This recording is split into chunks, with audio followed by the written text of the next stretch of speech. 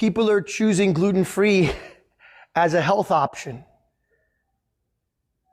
And we're going to get into that in a little bit, but I'm going to tell you that there's a lot of complications with that. I don't want to contradict anybody else who's out there saying that it's fact. But I will say this, it's not a fact, guys, until you research it and make it a fact. Just because a big food company puts something out, they have a way of sharing information that is based on an agenda that they have to run their business that way. That's all I would say about big food companies, okay? So any other questions on this age group, right? 18 to 24, 21%. 25 to 34, et cetera, et cetera. Everybody good? Everybody understand who the customer is? All right. So 69% of gluten-free customers in the U.S. are women. That photo was taken last year at the Caputo booth, Orlando Foods booth. That's a gluten-free pizza, by the way, that we made. The recipe's better now, actually. But that's a gluten-free pizza that we made, compliments of our buddies here. And they're leaving these samples for the attendees. These bags of flour are for you guys to take. And I'm not here to push flour on you. I just use this product because of everything I tried. I find it to be the best. There are other people making great gluten-free pizza and not using Caputo. And I'm not a paid spokesman for Caputo, but I'm with them on their team because I found their products to be the best for my use. And it may not work for you, but it works for me and my customers. Okay? 69%. That's the US, by the way. That's not a global number. Anybody surprised by that? It's not surprising. Yeah, a little bit. What were you think? You think it was higher? More women? No, I think it would be more even. More even.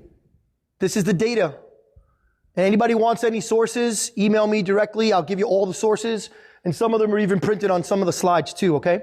All right, so why do consumers buy these products? This is insane. This is the world we live in, guys. This is marketing. People think they're going to lose weight. 27% of customers. And that's a $7 billion consumer, guys. It's not peanuts. That's just the US. That's not global. That's the United States. That's why every company is trying to jump on the bandwagon simply because they're here to make profits. And I'm not against profits. But it's just like winning, right? When it's a win at all cost mentality, you lose. When there's growth involved, whether it's personal growth or the development of your customer. By the way, Paulie G, famous pizza maker from Brooklyn, one of my mentors. Thanks for being in the room, Paulie. Paulie G, hat guy, notorious pizza hat man. Thank you, buddy. You're wearing a good pie hat. And it's not even a dad cap, which I'm shocked by. So Paulie, do you serve gluten-free pizza at Paulie G's or at the Slice Shop? No. Okay. So do you have customers asking for it? All the time. How do you train your team to respond of why you won't sell or why they can't have that option at your place? I'm just curious.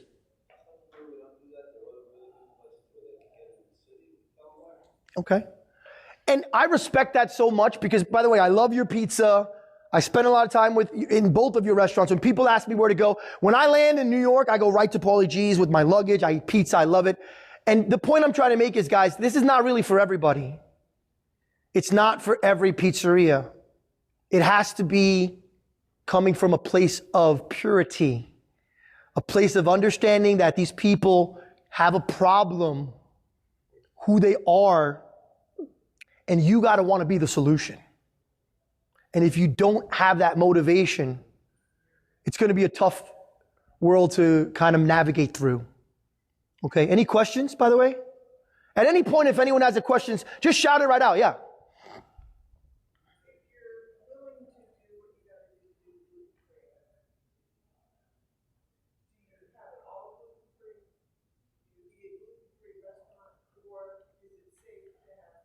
It's a great question. I'm safely serving both. I know a lot of people that are, but there are some things I won't go in, like there's a level that I have to draw the line about safety, and I do. And we're going to get into that in the customer service section. So what's your name, honey? Wenda. Remind me later when we get into customer service and the questions we're asking customers to qualify them before we sell our product to them. And this will come up, I promise, okay? It's a great question. It's a very important question. Am I okay to serve this? Are people going to get hurt? Okay? All right. So this was a shocker when I found this data. Almost 40% of all men in America have a gluten-free woman in their lives. Just like our buddy over here. He's here for his wife. Where's Rod Rockoff? Can your wife eat gluten? He's the biggest pizza lover in the world. The guy lives pizza. And when you go out and have a great pizza and there's no gluten-free option and you're with your wife, how do you feel, Rod? I feel terrible. She has to eat the salad. A lot of guilt? Yep.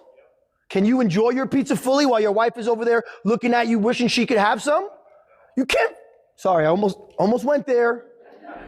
Sorry. You can't enjoy that. They're recording me, so I can't drop any curses. You can't enjoy it, guys. If the woman you love has a gluten sensitivity, you can't enjoy pizza. That's what it is. How are you going to fix that problem?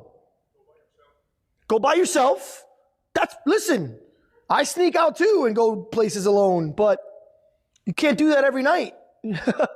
All right. So let's just get into it. What is celiac disease, right? What is this thing? If people have it and there's a lot of, what exactly is it? Let's just talk about it. I'm going to get close to this thing. Okay. So celiac disease is a serious autoimmune disorder where the ingestion of gluten leads to damage in the small intestines. James Trees, hottest restaurant in Las Vegas is Esther's Kitchen. If you haven't been there, get there. Yeah. James Trees, the owner, creator, chef, everything of Esther's. James, can you tell us what gluten is? What is gluten? Before we get into celiac, what's gluten? Gluten is the protein inside of flour that, when mixed with water, creates a web and basically is a protein. Okay. Is everybody good on that? Clear on gluten? It's a reaction of the proteins in the flour. When you mix it with other components, water being one, it develops this structure.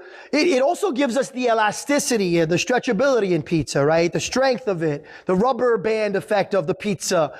But a gluten-free, it doesn't have that, right? So we have to remove that. And that's what makes it challenging to make a great pizza. So celiac. So when people with celiac disease, when they eat gluten, their body mounts an immune response that attacks the small intestines. It's a really bad stomach ache. Okay? But the problem with that is these attacks, they lead to damage of the villi. The villi are, sorry, I'm going to cross over. The villi are these things. That's normal, and that's villi that have been affected by celiac. What the villi do, right? They promote nutrient absorption. The villi is where nutrients in the body get absorbed in the small intestines. So all the nutrients in wheat, by the way, wheat, gluten, it happens to be one of the only things you can sustain life on. That's where the term bread is life comes from. You can eat bread and live. There's enough proteins, enough carbohydrates, enough everything your body needs is in bread.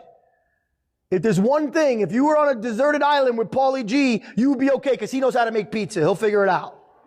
You're going to live. Okay? When the villi get damaged, nutrients cannot be absorbed properly in the body. And not just a nutrient from bread, any nutrient, any vegetable, any protein, any carbohydrate, anything you need in your body to sustain the nutrition of the food you're eating, you don't get it when you have this damage to the small intestines in the villi. Who knew that before coming in here, by the way? Anyone? Yeah, a couple people. Okay. Any questions on that?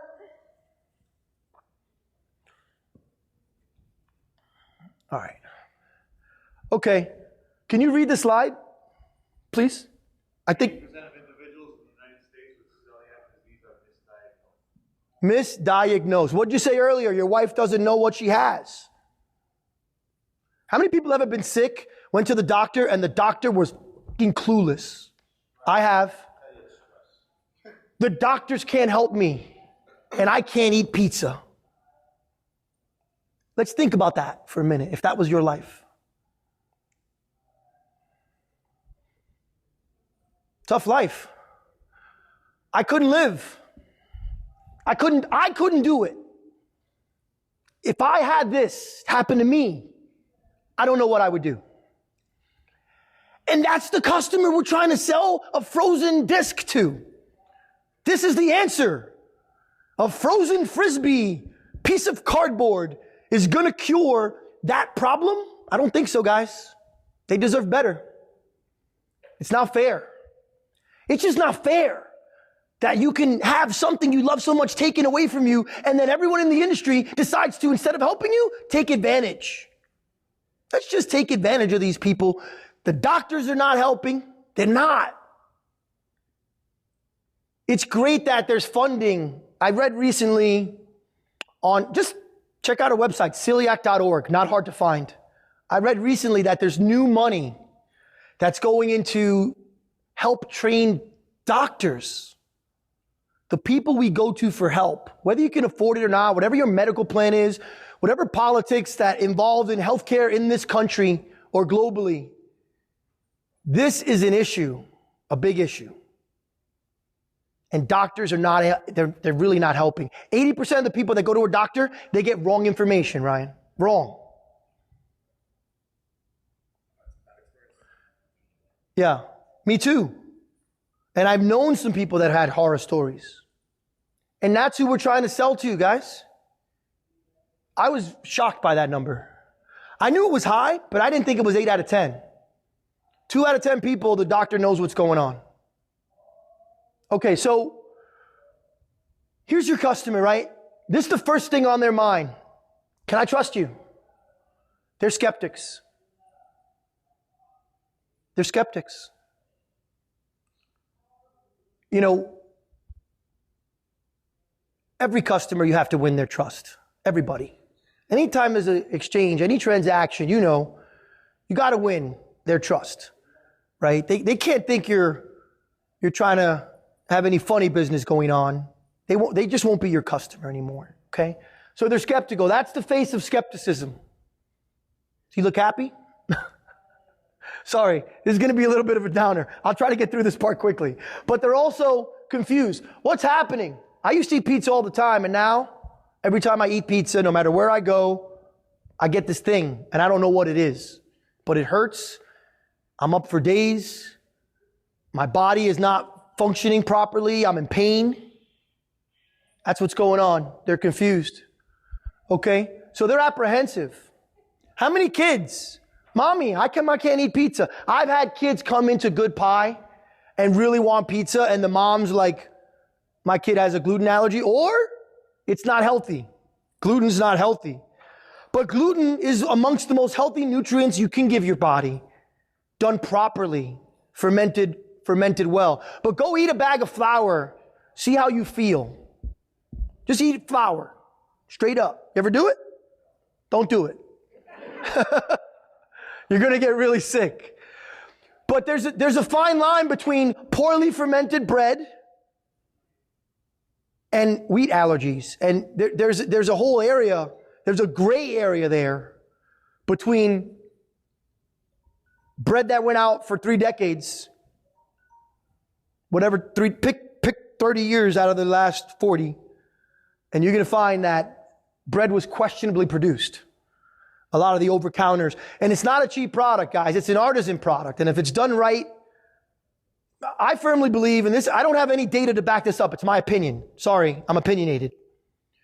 But all the data and all the research I've done, I find that if bread had been fermented properly for the last 4 decades, we wouldn't have this problem as much as it is. And that's just another topic. But any questions? Apprehensive. They're reluctant. I'm on a strict diet, but I really want it. But no, but yes, but no. But should I? Because the gluten-free pizza is garbage, and they just eat it just because let me rephrase that. Most of the frozen shells that you buy or most gluten-free products that were made in production facilities, made by machines, not by hands, most of those products are not very good. Okay, most of them. I've had 1 or 2 that I thought was great. But most are not very good. So there's a reluctance there. And it's emotional. You know, it's crazy. About a month ago, I was telling some of my friends recently that came into Good Pie. About a month ago, I had a Harley guy, you know, a big guy, leather, tats, braids, like beard, come in. And he went in and was just like sniffing around and looking and looked at the menu. He was with his wife and she was like holding his hand and rubbing his shoulders. And I'm like, that's weird, really strange, because their behavior's telling me that they're different than everyone else who walked in the room. So I engaged in conversation. I happened to be making a pizza, and I said, hey, how you doing? Because that's how we welcome people at Good Pie. How you doing? If they say, how you doing back, then we know we got a connection. If they say, I'm fine, how are you? I make them leave and come in again. That's what happens. Scott Wiener, Scott's Pizza Tours. No, come in, man. I'm so happy you're here. So what happened was I took this customer through a gluten-free kind of dialogue. He was diagnosed with celiac, 50-year-old guy. He hadn't had pizza in 8 years. And I just said to him, I said, hey, how'd you hear about us? He said, I heard you have a good gluten-free pizza. I really want pizza. And then he said these exact words. He said, I'm really scared because I've been burned before. And I'm like, look at this guy. You're scared? He looked like a bodyguard. He looked like he could this guy was a burly guy, tough guy, right? But in here, he was hurting. And I said, listen, here's our process. I walked him through the steps. From A to Z, I had to really, really calm him down because he started, the guy was so nervous. He looked like he was because he was about to make a pizza decision. And it was the first time in 8 years. So he ate the pizza. I went to check over with him. He hugged me and started crying. That's the emotional gluten-free customer. When a 50-year-old guy riding a big Harley comes in and is freaked out and asks you a million questions and he finally eats the pizza and starts to cry, that has an impact, guys. That changes the way you look at stuff. It happened to me and I didn't know what to do. I'm like, this big guy's crying on my shoulder, like there's tears. I'm like, it was unbelievable, but it's so emotional. And I asked him, I said, hey, what's going on for you, man? Why this reaction? He goes, because I never thought I was going to eat pizza again. That's it. I thought pizza was gone from my life. And I was trying to come to terms with that. But now, because of this product, right, we brought you back. That's emotional. And, you want to talk about these people are in denial because they are confused, because they are skeptical, because they can't listen to the doctors. They can't trust them.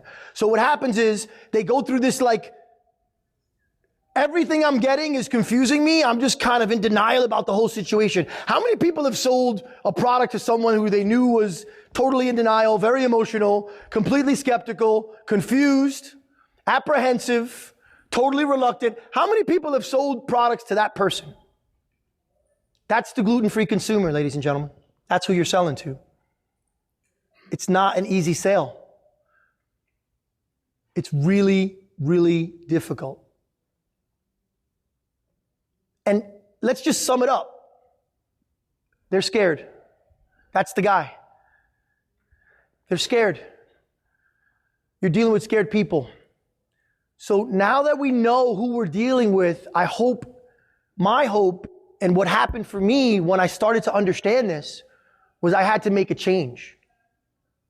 And I hope if just one person in the room can leave here today saying, hey, this person I'm selling this product to is scared and I need to be different.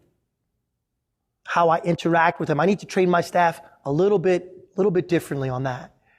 Because if you don't, right?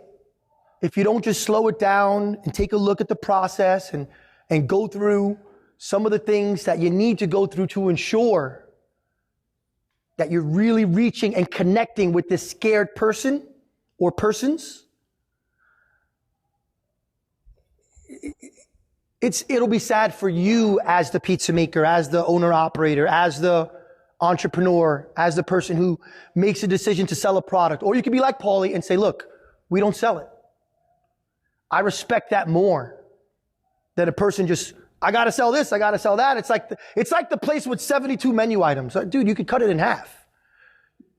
You got 300 square feet, you sell 72 different things. How are you going to execute everything at a high level? It's tough. You've seen those places, right? Is it easy to put stuff out? It's tough. It'll cost you never enough room, a lot more labor. And how's the Is the product at the peak? I'm not talking about fresh. The word we use every day is this at the peak of freshness? Is it peaking before it's sold? It's on the way down. Oh, we better run a special. This is going to go bad. We've all been there. I've been there. It's not a good place to be. Not with a scared consumer. Not with someone who's been burned. Not with someone who's reluctant, who's in denial. You can't do that. So we're going to show you a way where you can do it, where you can make your batch and you don't have to do huge volume, right? You don't have to do a huge percentage. I told you 7%. You can do 7% and still keep it at the peak of freshness. We'll go into it. Any questions? All right, so we're going to go into this next part here, my favorite part of this whole. Do you have a question? I'm sorry. No? Yes? All right. So customer service as it relates to this client, this scared client, right? This scared customer. What we do is a little bit different. When you call a place, say you call a place on the phone, right? You want to order a pizza. Let's go through it. You call a place, you're the customer, I'm the place. Good pie, home of the grandma, how can I help you? Have you ordered gluten-free pizza with us before? Never. Okay. That's the first question, right? A lot of places want to know if you've ordered before, what your history. By the way, you could say, I just want a pizza. It's the same question. I want to know, are you in my database? By the way, we're going to get into some analytics, some database stuff, some POS stuff. I use Square. It's not expensive. I lease it for $34 a month. That's just me. I don't do huge volume. I don't do, I'm no Paulie G. So I could just use Square. I came here to heckle you. No, but the reality is, right? If you research what these POSs can do, you'd be surprised. And we're going to get into some of that in a minute. But before we get there, Ken Blanchard, anyone know who he is? Who's Ken Blanchard, Rod? Inspirational speaker. Yeah, he's a motivational speaker guy or something, right? Maybe I don't really know that much about him, but I saw this quote and I thought, yes. Because you got to create a rave. And what a rave does is you leave them no choice other than to do two things. No choice but to come back. I have no choice. I have to come back. It was that much of an amazing experience. Second thing is, I have no choice but to tell everybody I know how awesome it was. Word of mouth marketing is much better than Facebook, guys. I don't care what you're spending on ads. Let's create content. You know what my content is? My customers. My customers telling other customers what happened, how they were treated, why it was different, why it was unique. And so we're going to get back to your taking the order. That's the first step. We'll get to the product, right? We'll get into the product, but taking the order is the first step. The first question, have you ordered gluten-free pizza with us before? If you give me your phone number, right, your profile's going to come up. It'll tell me if you're gluten-free. It'll tell me the last date of your order. That's what I want to know. How long has it been since you've been here? And did you order gluten-free before? So now you're returning. I want to know, before we even talk about toppings or what you can and can't do, I want to know when you ordered last and did you get gluten-free? That's it. Here's a second question. Very, very important. Some people might be surprised by this second question. Scott, what is that one? Do you have celiac? Do you have celiac? Okay. If the answer is yes, what happens? A little more serious because you have to worry about cross-contamination and getting people sick. Like if you do it on your bench, that you didn't scrape all the flour or clean the bench. It's a lot of stuff, right? What did we learn earlier about the percentage of people with celiac that are misdiagnosed? What did we learn about them? 80% of them it's not celiac. By the way, most people that say I have celiac, 8 out of 10, that's what celiac.org says. It's not Vincent Rotolo saying it. 8 out of 10 of them actually don't have it. A lot of misdiagnosis. I know a lot of people do it now. Where I'm from in Pittsburgh because of those diabetics. Right. Watch everything we're eating because they're all diabetic. Uh-huh. That's an age group you showed us before. Right, 35 and up. I agree. I see that too in my shop. And here's what we do at Good Pie. It works for us. I'm not sure what different type of business that you have personally. If you want to get into that, you can contact me after. You can call or email me. But what we do is this. If they say yes, I say, when's the last time you were diagnosed? Are you sure? Yes, I'm sure. I have it. If you have celiac, I can't sell you a pizza. I say no to the sale. And I say no because there's so much wheat in the air in my room. I can't control the microorganisms in the air that I will not sell a pizza to a celiac person. I'll just say no. And sometimes they go, oh no, really? Because my friend told me and she has it. I'm like, well, if you do want to have it, I'll try my best to make it for you. I'll be really careful. But we're not going to be responsible if you have a reaction because it's not the product, it's the environment that we're in. So does that answer better your question? Remember we talked earlier? I say no to celiac. But here's an interesting stat, right? And I think we looked at this earlier. Of the people that are making purchases on gluten-free, remember the other slide we had up? What was the percentage that had celiac of why they buy? Remember? It was 7% if anyone saw. So 93% of the people are going to say no to that question anyway. But the 7% that say yes, we're trying our best to heal, but we have to be safe. And my room is only 577 square feet. Fortunately for me, Scott Wiener put 60 people in that one room last night. Amazing feat, all in one room. Are there any questions about that? My advice, my suggestion is to deny the sale to a celiac person. That's all. Yes. I do think it's bad for business, but getting someone sick is worse for business. Getting sued is worse. And I'm not concerned as much about a lawsuit as I am about making sure that everybody leaves with a rave. And if someone had a negative reaction, right, that's not going to happen. But yes, I'm concerned that it's bad for business. I am. And it hurts me. And I say that to the customer, and I try to train my staff to say that to the customer. This is the last thing we want to do. We're really sorry. If you have severe gluten allergy, we don't recommend you eat this. So, keep yourself safe. Here's the best question, though. And this is the final question. After they say, no, I don't have celiac, we ask them this, right? How many people have ever been to a place with spicy food? The Indian place, the Mexican? Can you rate your heat level? How much heat do you want? 1 to 10. I don't know what to say. Am I going to get blown away? Or is it going to be, I don't know how hot your food is. But I usually say 5. I mean, I'm in the middle, right? We ask consumers, right? Because your wife doesn't know where she's at. Why do we ask the question? It's because we want to position ourselves as different than every other gluten-free purchase that you've ever made. We want to actually, and there's a number in the customer profile that we actually save that data. And we look at it. And a lot of people don't know how to answer the question. And look, when you're busy and you got 14 tickets and you got the phone's ringing off the hook, you don't have time to answer these questions, right? But if you just take the time to do it, before they ate the product, you're building trust and credibility with these questions. You're qualifying them as a purchaser. It works. You know what most people say when I've asked that? They said, I don't know, no one's ever asked me that before. Just asking the question makes them feel more comfortable. Because we're working harder. We want to get the information. We want to make sure we can serve you. And it's really powerful stuff. How many people think that they can implement these 3 questions into their gluten-free sales script with their staff within the month, and they might have a different reaction from customers? Just tell me if you think, it's okay. You can implement it. People, I promise you, will react differently.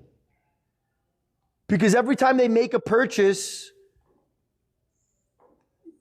they don't go through this couple little extra. It's really, really powerful.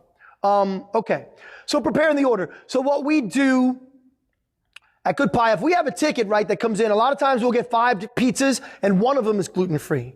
Whoever's preparing that, you're going to clean your station before you pick up the ticket. Sanitizer. Clean it of, now we use semolina.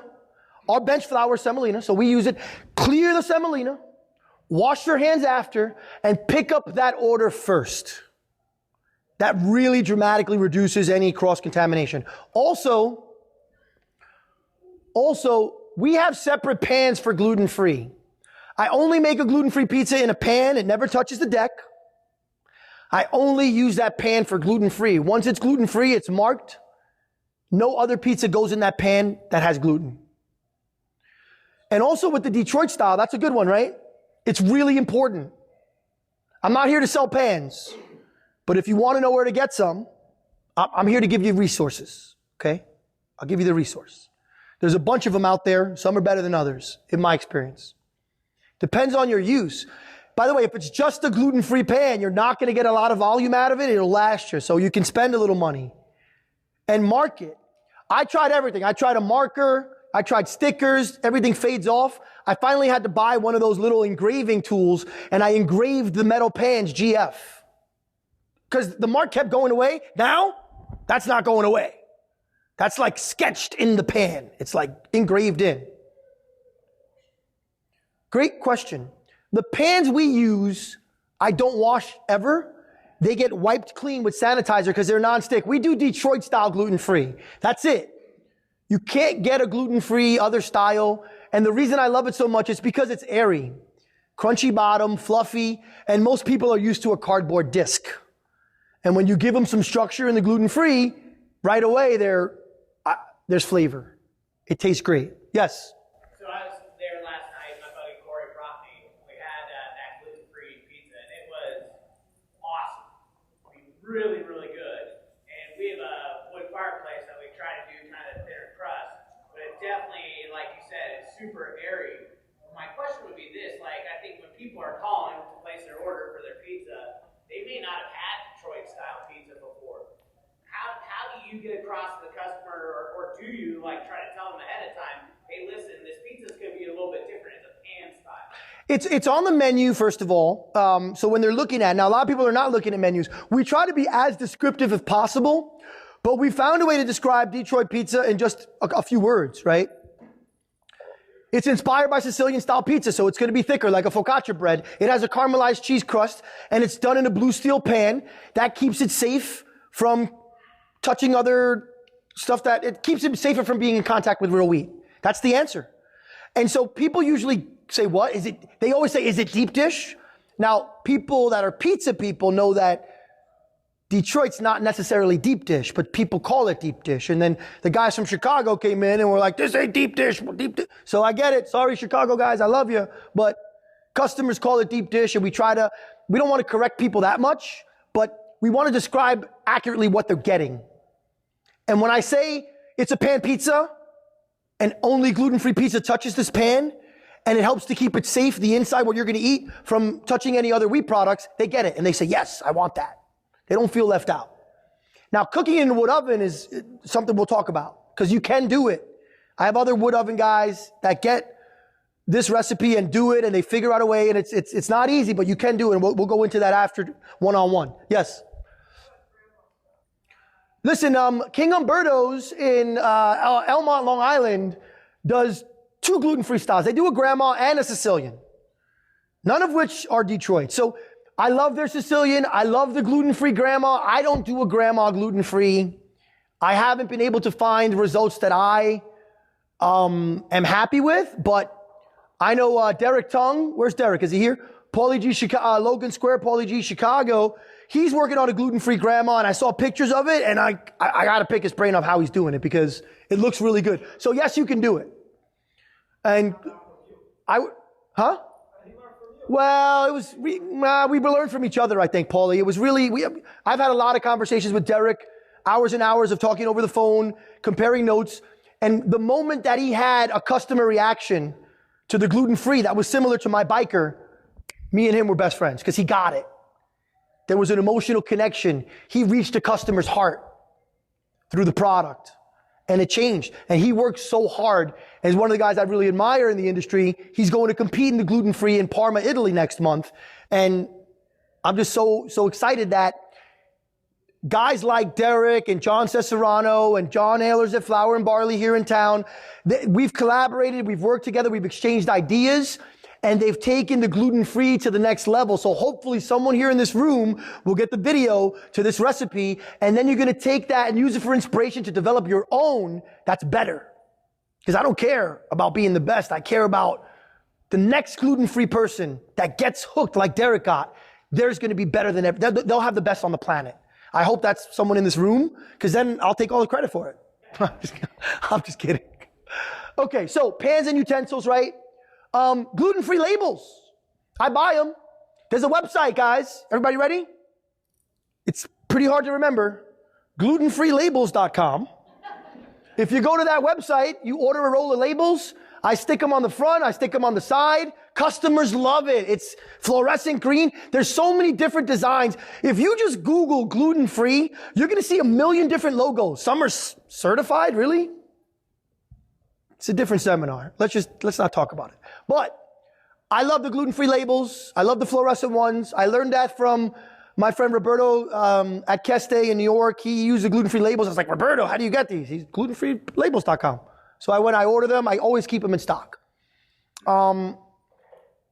It's really, really awesome when you hand that box to that gluten-free consumer, that person, and it's their first purchase, and they just see a big, bright colored thing on there that says gluten-free. It really helps them. And it helps us to keep it more organized. So get gluten-free labels, glutenfreelabels.com. Okay, so seeking customer feedback. You know what's awesome? I check with as many customers as I can on, you enjoying the pizza? What is it about it that you enjoy? Give me some feedback. How can we make it better? Right? And so, it's awesome because now I'm at the point where my team is making the pizzas and I'm watching, like your pizza last night, I didn't touch that. I was in the room, I watched them, I didn't touch it, and I saw it go out and I'm like, it's better than what I would have made, or as good. I was proud. The guy making pizza last night was a 19-year-old kid who's just learning. He's great, but it makes me proud to see that thing go out, right? And it's just like, we want to seek everyone's feedback. And what I do, if they like it, I just say, email me, I'll send you the recipe. You can make it at home. That gives me another email address for a gluten-free consumer in my database. So this year, I just looked yesterday. This year we have 241. That's 2019, so it started in January. 241 new gluten-free entries into our database. And when we get into the marketing section, you're going to see how important that is. 241. And believe me, I was shocked too. Because we're not a big operation. So offer to email them your recipe. Share it. You can make this at home. Let me send this to you. People love that. I've got a lot of emails. Upcoming gluten-free events. That's where that kind of email goes in. So I like to do 2 gluten-free events a year. It's really, really great. And you want to invite them. Hey, can I have your contact information? I want to invite you to a gluten-free pizza party. What? A gluten-free pizza party? I mean, it's an amazing reaction that you get. Yeah. Is there any link between the gluten-free crowd and the vegan crowd? There is unofficially, but yeah, I get a lot of gluten-free vegan orders. And that goes back to me, what is, I think, the urban food myth, that gluten-free is healthier for you. I think you can do a lot of things for your body that's healthy. Clearly, I'm not doing it. I eat pizza every day, so, I don't want to look at my cholesterol. But, the important thing is that does exist. And listen, it's a very complicated thing because I'm even starting to use the word vegan less and less and use the word plant-based more and more. Because there are stereotypes associated with the word vegan, and I just say plant-based. And so, in short, right, my girlfriend is an ethical vegan and lives a vegan lifestyle. It's very difficult for me as a meat lover. It's hard. But She's taught me the difference between vegan and plant-based is very simple. Veganism is a culture. It's a lifestyle. They don't wear leather belts. They don't do anything that has an impact on animals in a negative way at all, including eating honey. That's meant for the bees. You can't have it. It's extremist in some people's opinions, and I'm just learning it. But what I've learned is plant-based diet is for health reasons. Veganism is something completely different. But many plant-based gluten-free orders do come through, and we try to handle them the best we can. And we want to know more about the customer. Are you gluten sensitive? Do you have celiac? What's your level? When's the last time you ordered? Most of our customers now are returning. It's funny because this whole seminar was a last minute addition. Anyone who got the book, this wasn't in it. The room is misprinted. I called Pete LaChapelle and I said, Pete, my return rate at Good Pie is 41%. Meaning 41 out of every 100 people come back for a second purchase at Good Pie. I have the data. I'm proud of it. It's huge. If you don't know that number, look in your POS. It should tell you. Teach your team to track data. It's so beneficial. Yeah, it's pretty amazing, especially where you're located, like Lost Stars. Yeah. No, without a doubt. Without a doubt. But here's an incredible stat that I was blown away by. And that's why Pete put me in this room. More than 80% of gluten-free purchases make a second purchase within 30 days at my restaurant. 8 out of 10 people are coming back, guys, within a month because we're doing this. I can't argue with those. I can't guarantee you'll have those results, but I can guarantee you'll be better than you were yesterday if you do it. And I'll walk you through it. I'll help you. So upcoming gluten-free events, ask for testimonials and reviews. I ask. I let people know. There's gluten-free apps, there's gluten-free websites, there's gluten-free chat rooms, there's gluten-free groups on Facebook. There's a lot of gluten-free communities because they all share this common issue. Anyone ever been in a gluten-free group on Facebook? Anyone ever look at it? Anyone? Anyone ever look at a pizza group on Facebook? Some? I would advise you to start just looking in groups on Facebook, doing searches on Facebook of gluten-free pizza groups in your area. There's a search you can do. You'll be amazed at the comments that they leave in there, and you could just start posting stuff right in that group. Hey, by the way, we're doing a new gluten-free pizza at my restaurant, and love to invite everybody on this group to come try it for a free tasting and give me some feedback, and you get a comment card. They all come in. You'll be amazed at how many people come out because no one's inviting them to stuff like that. They don't get pizza parties anymore. Since their bar mitzvah, they haven't had pizza. Right? And I ask, I say, hey, if I use the recipe, here's what I ask them for. I said, I will email you the recipe on one condition. And they're usually like, oh, how much? It's not money. I say, send me a picture of what you made. That's all I care about. I want to see where you're at because it's tough. It takes some work. You're not going to get it overnight. But if you work at it and you follow and you really are working from the heart, you can do it. If I can do it, you can do it. It's not that difficult. Okay? We ask them, go to Facebook, write us a review, go to Google, tell your friends. And the reason I say is listen, we're a small business. We need your support. And I want other people in the gluten-free community to know how you're feeling. Can you help us spread the word, please? Most people actually go and write a review. It's really, really beneficial. Any other questions? Yeah, I'm sorry. As far as execution, I know that you do the court style or you have your utensils or everything separate. What are you doing about protecting against pizza toppings that are getting contaminated by what is either washing your hands, the latex gloves, rubber gloves? It's interesting. We went over, the only topping I don't do that has gluten in it is meatball. Every other thing is okay. And I know that because I know every ingredient. And so I think that when we have a ticket that comes in, we mentioned it earlier, we always pick up the gluten-free on a ticket first. And before we do it, we sanitize the area and we wash our hands and then we get it.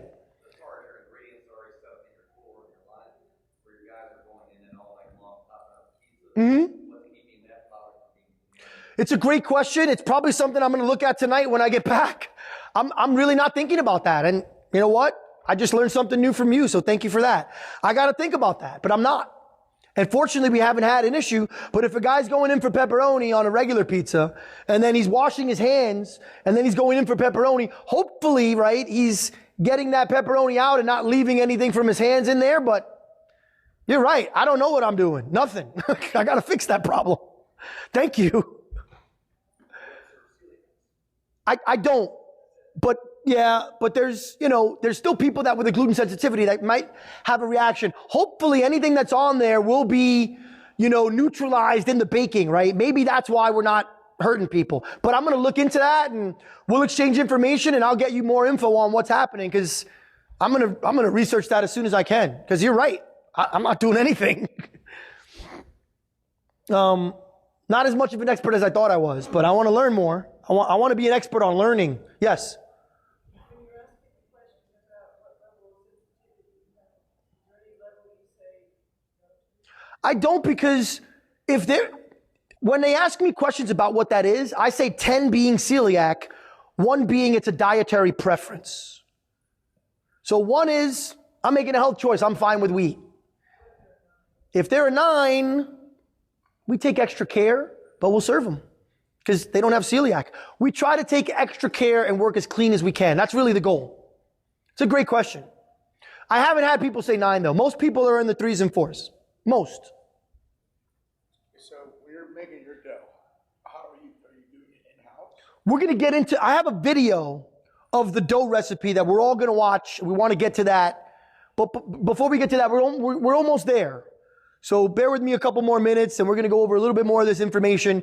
But, this is really in the customer service area. And now we're going to get into marketing and then we'll get into that. Okay, because that's a great question. All right, so marketing. Listen, the world of marketing is changing for pizza operators. You have to be on social media these days. You have to be looking at different marketing and branding solutions. Within the gluten-free space, there's a lot of, here's what I found. I know there's the influencers on Instagram, and I'm not sure what a lot of them influence except each other, but I do know this. Gluten-free bloggers are influential in my experience. And they're in almost every area. Where's your pizza shop? I guarantee in Guatemala City, in Central America, there's a gluten-free blogger that's in that area. Every area has one. It's unbelievable. You got to find them. They have followers because they're sharing information on where this client, this customer can go eat, and they're getting the information from that blogger. Okay? So the first thing is get the word out. Connect with gluten-free Facebook groups. That's actually a real one. Look, this guy has 94,000 members of that group. That guy has 297,000 members of another group. Simply Gluten Free has 328,000 members of that group, and they're all gluten-free on a shoestring. The low-budget gluten-free customer. We've all seen those guys. They want, right? 550,000. So every blogger in gluten-free, they have a Facebook group that they use to gather more followers, right? 550,000 people you can reach for free. Join the group. Put up a picture of your pizza. It's free. Takes 5 minutes. I do it on my phone. I get a lot of messages.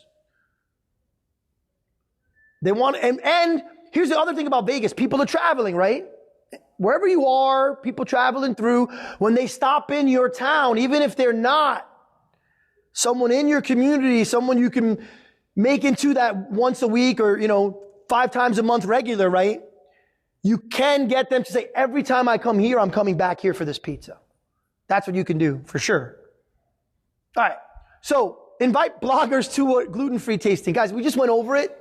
If you just hit up every blogger in your area, maybe there's 10 of them, maybe there's 5, maybe there's 3, and you say, I'm doing a new gluten-free, I'm researching it, I would love your feedback. Can you come here and share pizza with me? You know what will happen? They'll come because they're looking for content to blog about. They want the next new thing. So they want to add value to their 550,000 followers because that's their job. It's your job to get them that information. It's their job to, hopefully they enjoy it. Most times they'll be really nice to you because they respect the fact that you're working on that, right? I've had success where bloggers that I've met through Facebook and I've invited to the restaurant we're now good friends. And people walk in my door. How'd you hear about us? You order with us? Because that's the other part of that question. I'm sorry I didn't mention that earlier. Have you ordered gluten-free with us before? No. How'd you hear about us? If it's yes, then we go right into it. If it's no, how'd you hear about us? Oh, this blogger, that blogger, gluten-free gal, or Vegas gluten-free, or Southwest gluten-free group, or blah, blah, blah. I heard about you on that. Most new customers of mine heard about us either from social media, because they're a member of a gluten-free group, or they read a review, or someone told them about us. So it's either word of mouth, but more often than not, it's social media, guys. Any questions on that? You can reach them for free. You just Google it, and you go to Facebook and do a search for this group, and you can trigger that search to be in your area of your pizzeria, or your business, or your bakery, or your sandwich shop, or whatever you have. Everybody good in the back? You guys good? All right. So, host a gluten-free pizza party. We did one. We sold 100 tickets in a very short period of time. I think it was $25 a ticket. So we took in $2,500 and had 100 people in our room. And the great part about it was a networking event because gluten-free with other gluten-free. We invited a gluten-free beer company to come be the beer sponsor, serving gluten-free beer and pizza. And it was weirdly just like a regular pizza and beer party. It was weird. They were just human beings. And they were interacting with each other, and they were exchanging their stories of what happened to them. And it was almost like a weird support group meeting, but on a different scale, of a celebratory scale. It was incredible. The local news media reached out to us. We didn't have anybody pitching them. They said, hey, we heard about your gluten-free pizza party. Will you come on the air? This is so unique. Will you talk about it? Asking the right guy, because that's what I do. Talk about stuff. So, gluten-free pizza party. That one was at Evil Pie. I've done one at Good Pie. I like to do it twice a year. One in the spring, one in the fall. You can also do a gluten-free loyalty party. So you got all your gluten-free customers in a database. Maybe you have 100, maybe you have 50, maybe you have 10. You say, hey, I want to invite you to this restaurant for free pizza on me to thank you for being a gluten-free customer of ours. Just to thank you. Here's the details. Please come. RSVP. You know what happens? It's a great marketing moment of like-minded gluten-free people all together, taking pictures of your products and putting them out on their social media channels. Really, really cool, guys. And not that difficult. And costs you $0 except the cost of the product, which you get for free right now. So, costs you nothing. Nothing. All right, questions about the gluten-free pizza parties? All right, let's keep moving. Offer prizes to build your database. What we did, you know those big bowls, drop in your card, win a free blah, win a free gluten-free meatball, whatever it is. Win a free pizza party for your friends. You and 4 people, you and 5 people, whatever it is. But then you get another 100 email addresses. So your next party might be doubled in size. And I get it, right? You're like, dude, I can't even get my staff to show up for work. How the hell am I going to plan a gluten-free pizza party? What, are you kidding me? You can do it, guys. I'm doing it. I got the same problems you have. And in Vegas, our problems with staffing run really deep because we're battling the high wages on the strip. I got guys making pizza on the strip making $22 an hour, and I can only afford to pay $12. How am I getting a guy to work for me? I got those problems too. But if you're committed to it, you got to find the time. If you want to sell gluten-free pizza, or you want to have a gluten-free restaurant with no wheat products in there, a gluten-free bakery, pizza, baked goods, breads, muffins, I'll go. Tell me. I'll be there. We'll do the party together. If you have questions about how to execute your party, contact me. I'll refer you to those guys. No, I'm just kidding. No, but I seriously mean it. I know it's not easy to pull off. But reaching this customer is not easy. Dealing with a scared person is not easy. But if you have someone in your life, and a bunch of you did, that has this issue, they're going to love you for it. It's really, really a special feeling to get when you're able to have that emotional connection like I had, like Derek Tongues had, like other people that I've collaborated with have had.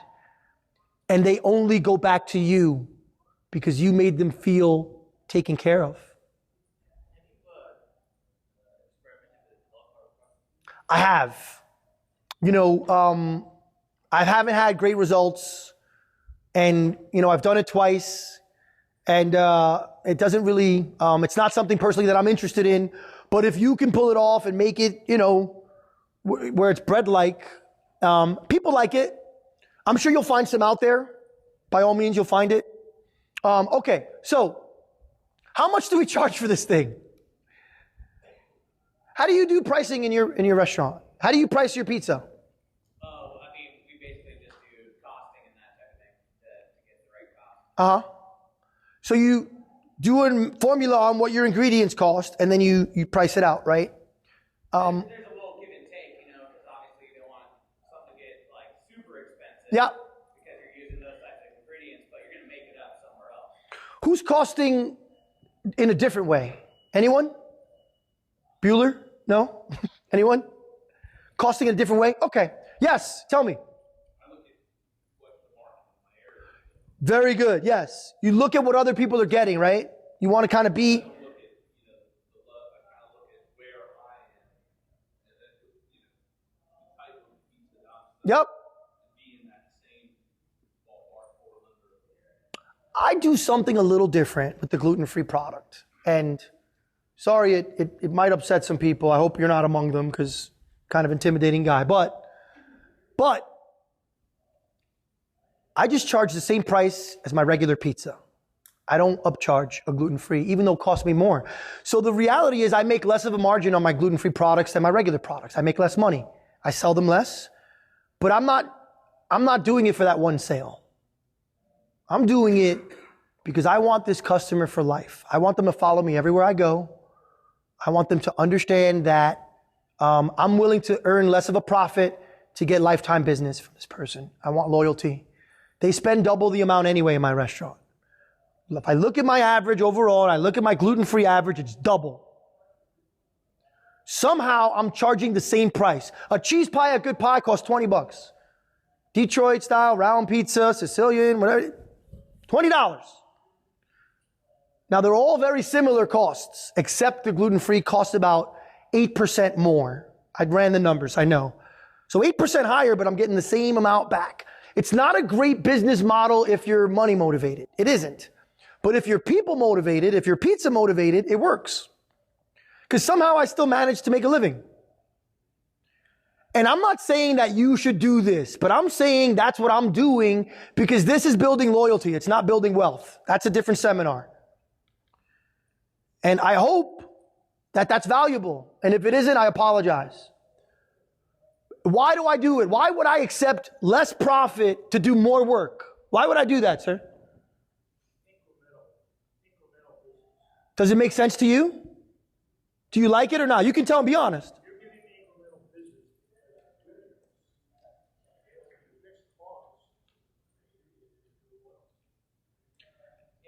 You're so intelligent, by the way. Thank you for that. That's exactly what I was thinking.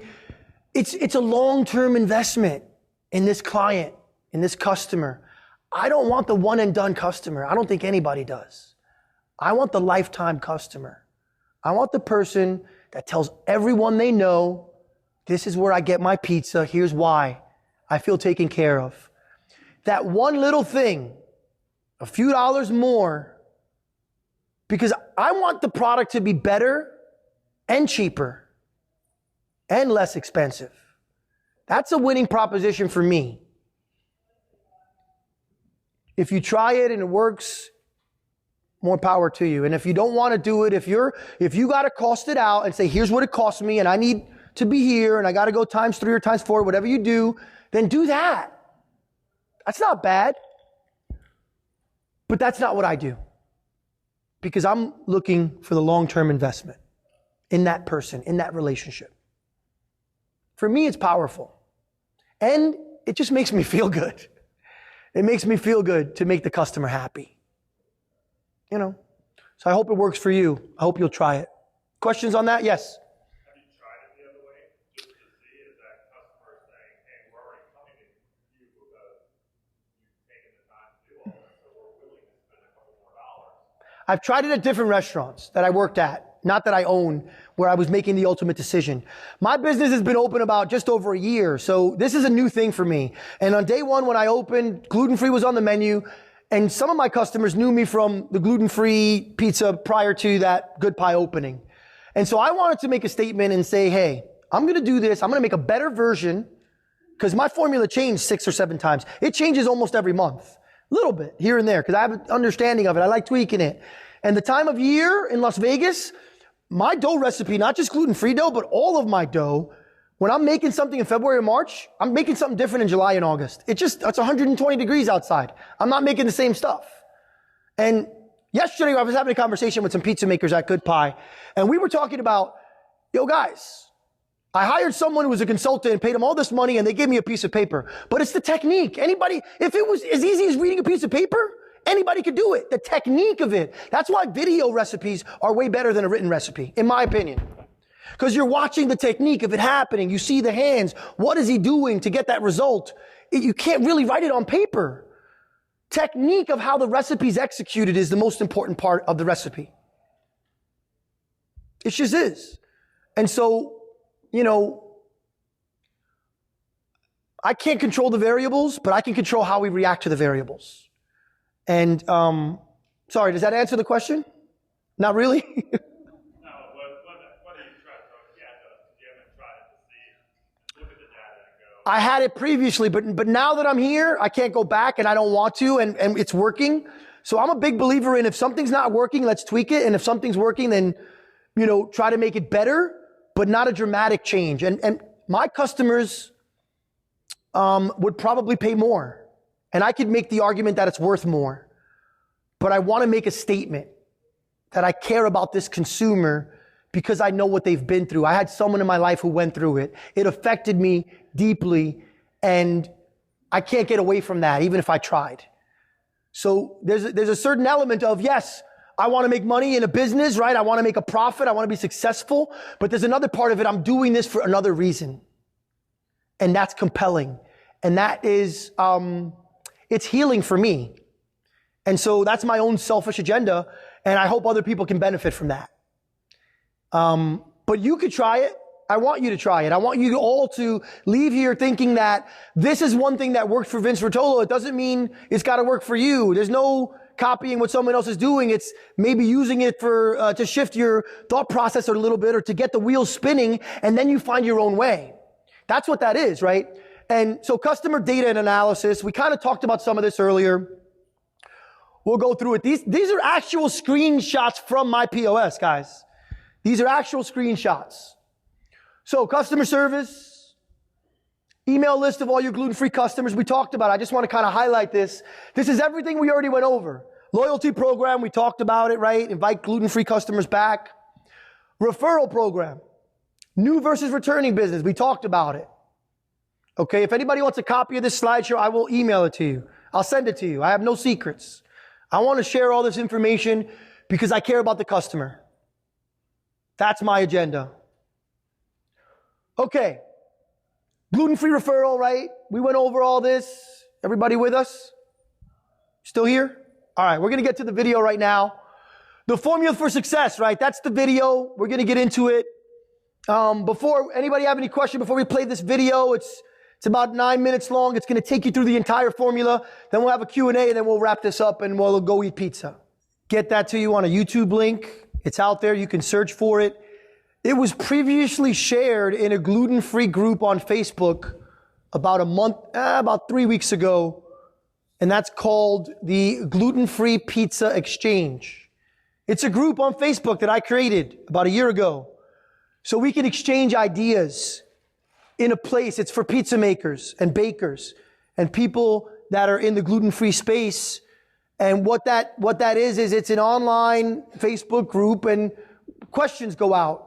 And sometimes they answer themselves, and sometimes we research, and sometimes a week later there's someone says, hey, remember that question? And so that recipe is on that group. It's a private group, but if you request membership, you'll be, admitted as a member. And it's also a link on YouTube that if you email me, I'll send you the link, or you can try to search it. It's a public thing. It's just Vincent Rotolo gluten-free recipe. Okay. I don't charge for sharing knowledge. I didn't pay to get it. I'm not paying to give it. And all I ask is that, you pay that forward to your customers and to your colleagues, to your friends, to other pizza makers and other artisan bakers. That's the only way we're going to be able to win, to be successful and help this client, this customer, is by working together, is by helping to elevate each other. The win at all cost and the I want to hurt my competitor and I'm going to be better than you, those days are over in pizza. I wouldn't be here today if my mentors felt that way, and you won't be here tomorrow if that's how you operate, because you won't. We're here to grow together. We're on this journey together. We have the same issues, the same problems. I come from a time and place where guys ripped the labels off their sauce can because they didn't want you going through their garbage and find out what tomatoes they were using. It's crazy. We got to share it. Okay? And that's all I ask. So by all means, now that recipe is specifically for this flour. But doesn't mean you can't apply another flour and play around with it. High hydration, higher salt, right? It helps. It really does develop flavor. You had it last night, right? Different one. When I realized this was something special was when someone told me they couldn't tell the difference between this and regular pizza. When I serve a vegan pizza, I do a vegan meat lover pizza. And I've served it to meat eaters, and I didn't tell them anything. And they were like, that's a great meat pizza. I'm like, yeah, it's all plant-based, dude. It's plant-based. That's a great pizza. Yeah, there's no gluten in there. That's got to be the goal. As good or better than every other product. And we have to stop accepting mediocrity in this category. You just got to stop it.